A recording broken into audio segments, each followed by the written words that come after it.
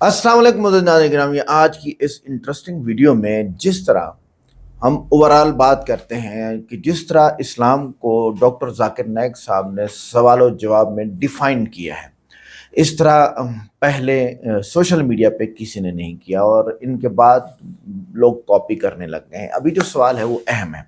वो यानी कुरान पाक की एक ख़ास जो है वो आयत के बारे में है, जिसमें कि भाई ज़िना भी तो बड़ा जुर्म है। अल्लाह ने कुरान में फरमाया कि करीब मत जाओ। और इसी तरह अल्लाह ताला ने चोरी करने के बारे में भी मना फरमाया, हाथ काट दो। और शिर्क के बारे में ये है कि उसकी बख्शिश ही नहीं है। क्यों भाई, आइए देखते हैं। वीडियो को लाइक करें, चैनल को सब्सक्राइब करें, वीडियो को व्हाट्सएप पे ज़रूर शेयर करें। और वीडियो के एंड पे मैं आपको काफ़ी चीज़ें डिफाइन करूँगा इस आयत के बारे में। आइए देखते हैं। नमस्कार सर, मेरा नाम आशीष है। मैं नेरुल से आया हूँ। मैं बीपीओ एग्जीक्यूटिव हूँ। मेरा आपसे एक सवाल है। इस्लाम में हर गुनाह माफ़ है, लेकिन शिर्क की माफ़ी क्यों नहीं है? अगर इंसान कत्ल करता है उसे माफ़ी है, जिना करता है उसे माफ़ी है, लेकिन शिर्क की माफ़ी क्यों नहीं है? भाई साहब का सवाल है कि इस्लाम में सारे गुनाह की माफ़ी है, शिर्क की नहीं। कत्ल करता है माफ़ी है, ज़िना करता है माफ़ी है, शिर्क की माफ़ी क्यों नहीं? आप कुरान मजीद के बारे में ज़िक्र कर रहे, जो सूरह निसा में है, सूरह नंबर 4 आयत नंबर 48 और आयत नंबर 116। इन दो आयतों में सूरह निसा सूरह नंबर 4 में लिखा है कि अगर अल्लाह चाहे तो कोई भी गुनाह को माफ़ कर सकता है, लेकिन शिर्क को कभी नहीं माफ़ करेगा, क्योंकि जो शिर्क किया है वो बहुत भटक चुका है। तो इसमें यह नहीं लिखा है कि अब जिना करेंगे तो माफ़ करेगा ही, कर सकता है अगर आप तौबा करेंगे तो। अगर आप तौबा करते कि मैंने जिना किया हूं, मैंने कत्ल किया हूं, मुझे माफ़ कर दे और इंशाल्लाह मैं आइंदा नहीं करूंगा, तो अल्लाह माफ़ करेगा। उसी तरीके से शिर्क भी, अगर आप शिर्क करते हैं और अल्लाह से माफ़ी मांगते हैं कि मैं अगली बार शिर्क नहीं करूंगा, तो अल्लाह शिर्क को भी माफ़ कर सकता है। लेकिन शिर्क की हालत में मरेंगे तो माफ़ी नहीं है। आप मुशरिक जैसा मरेंगे, शिर्क करते हुए मरेंगे तो माफ़ी नहीं। अगर आपने शिर्क किया, लाइक आज आप देख रहे हैं, कल भी परसों भी कितने गैर मुस्लिम बुत परस्ती करते थे, शिर्क करते थे, मूर्ति पूजा करते थे, अभी मुस्लिम बन गए। अल्लाह ताला बेशक माफ़ करेगा। और जिस दिन आप इस्लाम कबूल किए, आपके पिछले गुनाह सारे माफ़, आपका स्लेट क्लीन। मैं माशाल्लाह अभी 46 साल का हूँ, अच्छे काम करता हूँ, इंसान हूँ, गलतियाँ भी करता हूँ। आप अगर इस्लाम कबूल करें, आपका स्लेट क्लीन। मेरे तो स्लेट में तो काफ़ी चीज़ ऊपर नीचे है।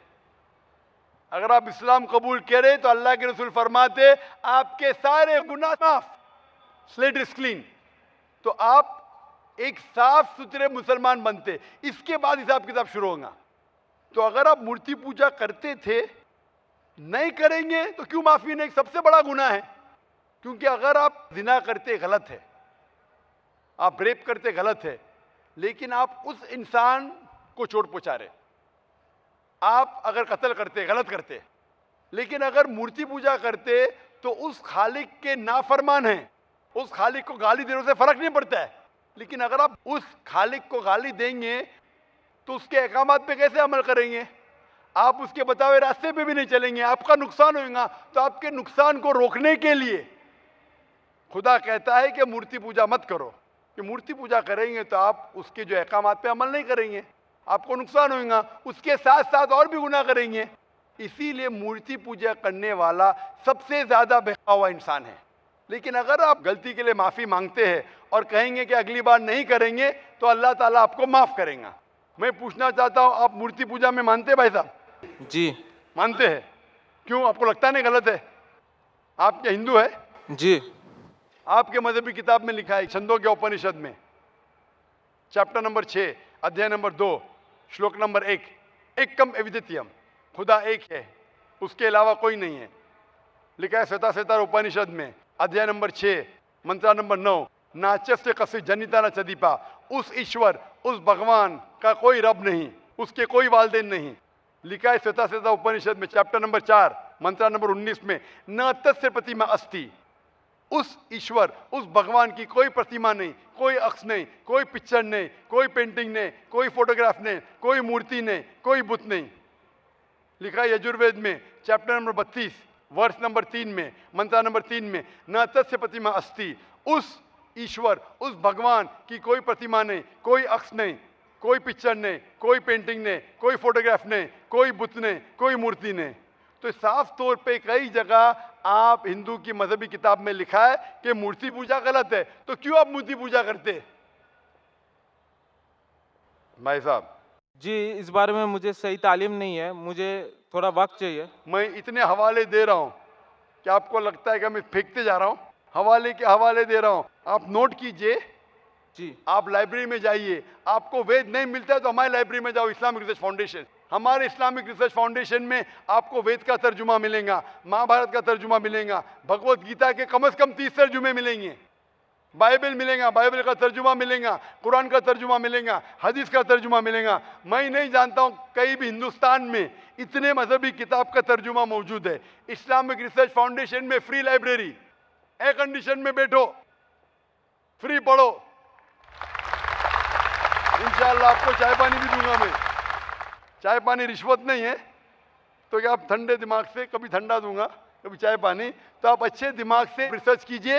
हमारे पास कंप्यूटर सॉफ्टवेयर है, आप क्या जानना चाहते हैं वेद के ऊपर बटन दबाओ, मिलेगा आपको। किधर लिखा है मूर्ति पूजा हराम है, बटन दबाओ कंप्यूटर में निकलेगा बाहर। वेद के कंप्यूटर सॉफ्टवेयर है, बाइबल के कंप्यूटर सॉफ्टवेयर है, कुरान के कंप्यूटर सॉफ्टवेयर है, हदीस के।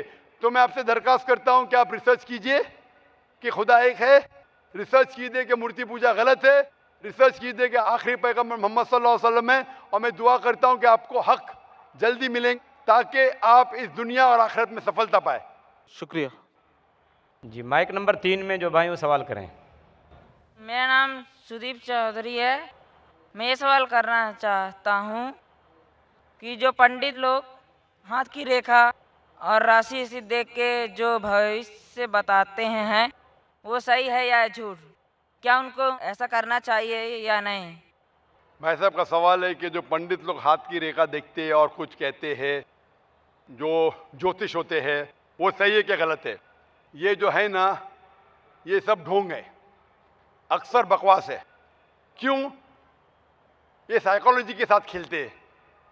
मिसाल के तौर पे आप जाएंगे, पूछेंगे, वो पंडित कहेंगे या मशीन कहेंगी कि आपके साथ 10 रोज में कुछ गलत होने वाला है। 100 अच्छा भी होगा तो एक गलत तो होगा ना। फिर दूसरे मशीन पे जाएंगे तो वहाँ लिखा है कि 10 दिन में आपके साथ कोई अच्छा काम होने वाला है। 10 चीज़ गलत होंगी, एक तो अच्छा होगा। एक मिसाल दूंगा मैं आपको। अमेरिका में एक साइकोलॉजी प्रोफेसर स्टूडेंट्स को पढ़ाता है। एक हफ्ते बाद कहता है कि मैं आपके बारे में लिखूंगा। चिट्ठी पे हर स्टूडेंट के बारे में, उसके बैकग्राउंड के बारे में लिखूंगा, लेकिन आप चिट्ठी को बंद रखो। एक साथ चिट्ठी खोलो और नंबर दो, कितने फीसद में सही था। तो सब बच्चे, 100 बच्चे थे, अपनी चिट्ठी खोलते, उसमें से आता है कि more than 95% of the students said that the teacher was more than 90% correct। 95% जो थे तालिब इल्म, उन्होंने कहा कि 90% से ज्यादा जो प्रोफेसर ने लिखा है वो सही लिखा है। इसका सीक्रेट है कि प्रोफेसर ने सब 100 बच्चे लोग के लिए वही चीज लिखा। ये आम बात है, कुछ गलत होने वाला है, कुछ अच्छा होने वाला है, कुछ बुरा होने वाला है। ये रेखा देखना, इसीलिए कुरान मजीद में लिखा है सूरह माइदा में सूरह नंबर 5 आयत नंबर 90 में, या लज़ीन आमनू इन्नमल खम्रु वल मैसरू वल अंज़ाब वल अस्लामु, dedication of stones, divination of arrows, बुत परस्ती और फांसे फेंकना, रिश्त में मिली शैतान, ये शैतान के हथकंडे है। रिश्त में मिली शैतान फज्तनिबू लअल्लकुम तुफ्लिहून, और आप इससे बचो ताकि आप फलाह पा सको। तो ये फांसे फेंकना, ज्योतिषगिरी, ये हराम है, शैतान के हथकंडे, आप इससे बचो। मैं आपसे पूछना चाहता हूं कि आप मानते हैं कि खुदा एक है? जी। आप मानते हैं कि बुत परस्ती, मूर्ति पूजा गलत है? हाँ, गलत है। आप मानते हैं कि मोहम्मद सल्लल्लाहु अलैहि वसल्लम उसके पैगंबर है अल्लाह के? नहीं, मैं ये जानने के लिए कुरान का हिंदी तर्जुमा चाहता हूँ। इंशाअल्लाह आप जो भी ज़बान पे आपको महारत है, हिंदी ज़बान पे तो हिंदी तर्जुमा लीजिए, मराठी ज़बान तो मराठी में लीजिए, आप यहाँ सकते हो तर्जुमा ले सकते। और मैं दरख्वास्त करूँगा आपसे कि तर्जुमा पढ़िए, इंशाअल्लाह इस तर्जुमे के बाद हिदायत पाएंगे और इंशाअल्लाह आपको सही राह दिखेगा इंशाअल्लाह। जी, माइक नंबर 4 से खातून सवाल करें। सलाम वालेकुम डॉक्टर साहब। मैं हिंदू की थी और मेरे पति मुस्लिम के हैं, तो मैं मेरे बच्चों के साथ ये कलमा पढ़ना चाहती हूँ मुस्लिम का। बहन ने कहा कि वो हिंदू है और उसके शोहर मुस्लिम हैं, वो मुस्लिम बनना चाहती है। बहन, मैं आपसे पूछना चाहता हूँ, कितने साल पहले आपकी शादी हुई? 10-12 साल हो गए। 12 साल। तो 12 साल तक क्या आप अपना मजहब हिंदू नहीं मजहब? नहीं नहीं, मुस्लिम में रहे सर मैं। जी हाँ। और ऐसा पीस टीवी तुम्हारा देखो कितने बार तो मैं ऐसा कबूल कर ले सही, फिर भी आमने सामने करना चाहती हूँ। कितने साल से पीस टीवी देख रहे? अभी 4-5 साल हुआ। तो 4-5 साल से आप पीस टीवी देख रहे हैं और पीस टीवी देख के पीस टीवी की तालीमात पे अमल करते? हाँ, माशाल्लाह। अभी आप सबके सामने कलमा कहना चाहती हूँ? आप सबके सामने कलमा कहना चाहते हैं? हाँ, आप मानते हैं कि खुदा एक है? हाँ, आप मानते हैं अल्लाह एक है? बेशक।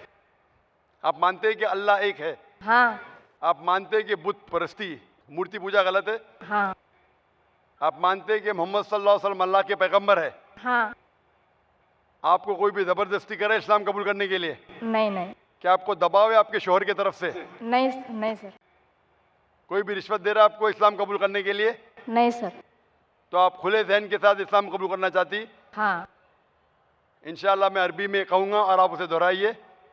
अशहदु अशहदु अल्लाह अल्लाह इलाहा इलाहा इल्लल्लाह इल्लल्लाह व अशहदु व अशहदु अन्ना अन्ना मोहम्मदन मोहम्मदन अब्दुहु अब्दुहु व रसूलुहु। रसूलुहु। मैं गवाही देती हूँ मैं गवाही देती हूँ कि अल्लाह के अलावा अल्लाह के अलावा कोई माबूद नहीं कोई माबूद नहीं और मोहम्मद और मोहम्मद सल्लल्लाहु सल्लल्लाहु अलैहि वसल्लम अलैहि वसल्लम उसके आखिरी उसके आखिरी पैगंबर पैगंबर और बंदे हैं। और बंदे हैं। माशाल्लाह आप मुसलमान बन चुकी है और मैं अल्लाह से दुआ करता हूँ हाँ सर। आपको इंशाल्लाह हिदायत दे, आपको इस दुनिया और आखिरत में सफलता दे। और सर मेरे पति को मैं शुक्रिया करना चाहती हूँ, उनके तरफ से मैं इतने बड़े इस्लाम में आई और इंशाल्लाह मुझे नसीब दाखिल हुआ कि मुस्लिम में मैं नमाज पढ़ूँ, ये इतनी अच्छा ही देख सकूँ। इंशाल्लाह मैं दुआ करता हूँ आपके शोहर के लिए भी, और मैं दुआ करता हूँ कि आप दोनों कुरान मजीद का तर्जुमा पढ़िए और हिदायत पाइए और इंशाल्लाह आप दोनों को इस दुनिया और आखिरत में सफलता मिलेंगी इंशाल्लाह। और सर ये पीस टीवी में हमेशा देखती हूँ और कब से देख रही हूँ, जब से बहुत हमारे घर में बदलाव आया है, तो मैं चाहती हूँ कि हमारे सोलापुर से हूँ मैं, तो सोलापुर में ये अपना मुस्लिम का पैगाम फैलने को असर साल में एक बार भी शो होना चाहिए। बहन की दरख्वास्त है कि ऐसा शो शोलापुर में भी हो। मेरी चाहत है कि दुनिया के हर शहर में ऐसा शो हो। जो हमसे हो सकता है थोड़ा बहुत हम अल्लाह की राह में कर रहे हैं। अभी आपका फर्ज है, आप इस शो को देखो और ऐसा शो आपके वहाँ करो। हर मुसलमान का फर्ज है कि वो अल्लाह का पैगाम गैरों तक पहुँचाए। यहाँ माशाअल्लाह लाखों का मजमा है, पूरी दरिया है माशाअल्लाह इंसानों का। इसमें तकरीबन 20 से 25% गैर मुसलमान हैं। अब मुसलमान का फ़र्ज़ है कि आपको पैगाम मिल चुका है अल्लाह की तरफ से, आप गैरों तक पैगाम पहुंचाओ। जो भी आपके हैसियत में हैं, जो भी आपके हैसियत में मुमकिन है वो कीजिए। इंशाअल्लाह अल्लाह ताला आपकी मदद करेगा और इंशाअल्लाह अगर हर मुसलमान ये पैगाम गैरों तक पहुंचाए तो हर शहर में ऐसा पीस कॉन्फ्रेंस होगा और दुनिया में सिर्फ अमन और सलामती रहेंगी। माइक नंबर 5 से खातून सवाल कर सकती हैं। Hello, sir. Palak Loyalka from Harvard. I'm a student. I just wanted to say something about the person who said, first asked you the question about idol worship. I'm a follower of Lord Krishna, and I just remember something that my aunt once told me, and I just wanted to say that. It's like when we do idol worship, it's when we have a picture of them, or we can feel them. When you see them, you can actually feel what it is like and you can praise them. It's what my perception is. So I just wanted to say that when related to the first person who asked you to he doesn't know what he feels about idol worship.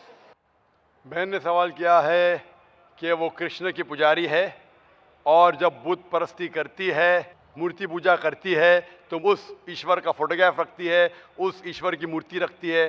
तो ताकि concentration के लिए, तो इसीलिए वो मूर्ति पूजा करती है।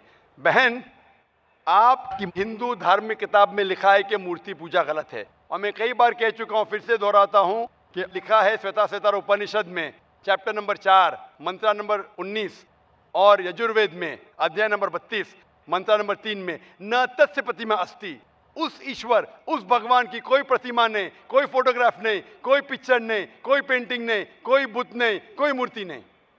आपकी मजहबी किताब में साफ तौर पे लिखा है मूर्ति पूजा गलत है, फिर भी हिंदू धर्म के अधिकारी पंडित मुझसे कहते, मैं जब कहता हूं आपके मजहबी किताब में साफ लिखा है गलत है, क्यों करते आप मूर्ति पूजा, तो वो कहते हैं कि मूर्ति पूजा करते मानते हैं गलत है, लेकिन मूर्ति पूजा करते कंसंट्रेशन के लिए। जब हम हायर लेवल ऑफ कॉन्शियसनेस पहुंच जाएंगे तो मूर्ति पूजा की जरूरत नहीं। पहले शुरुआत में कंसंट्रेशन के लिए मूर्ति जरूरत है, हायर लेवल पे, हायर कॉन्शियसनेस पे मूर्ति की जरूरत नहीं। तो मैं उनसे कहता हूं, उन पंडितों से और आपसे भी, हम मुसलमान हायर कॉन्शियसनेस पहुंच गए, हमें मूर्ति की जरूरत नहीं। मैं इनसे पूछता हूं कि शुरुआत में कहते हैं कि स्टार्टिंग में जरूरत है, बाद में नहीं। जब आप स्कूल में जाते हैं, पहली कक्षा में आप बेसिक सीखते, कठिन चीज बाद में सीखते, 8वीं 9वीं 10वीं में। तो मैथ्स में अगर कोई कहेगा 2 + 2 = 5, आपने कहेंगे गलत है, मैं जानता हूं, 10वीं में आऊंगा तो कहूंगा कि 2 + 2 = 5, it is 4। आप बचपन में ही कहेंगे भाई 2 + 2 4 इज द फाउंडेशन। अगर हर मजहब का फाउंडेशन है कि भगवान की मूर्ति नहीं है, फोटोग्राफ नहीं है, बुत नहीं है, फाउंडेशन ही जब पहले गलत सिखा रहे तो आगे जाके कैसी इमारत बनेंगी। तो इसीलिए इन पंडितों से जब मेरी बहस होती है, गुफ्तगू होती है, वो जवाब ही नहीं दे सकते। वो बोलते मानता हूं कि हमारी मजहबी किताब में गलत है, लेकिन फिर भी इनिशियली कंसंट्रेशन के लिए। तो मैं कहता हूं कि हम मुसलमान इनिशियली भी हमें जरूरत नहीं मूर्ति की ना बुत की, हमें हमेशा हक बात कहना चाहिए। और ये साफ तौर पे लिखा है सारी मजहबी किताबों में, चाहे हिंदू मजहब की किताब हो, ईसाई मजहब की, यहूदी मजहब की, इस्लाम मजहब की, मूर्ति पूजा गलत है और हराम है, और हमें इससे दूर रहना चाहिए।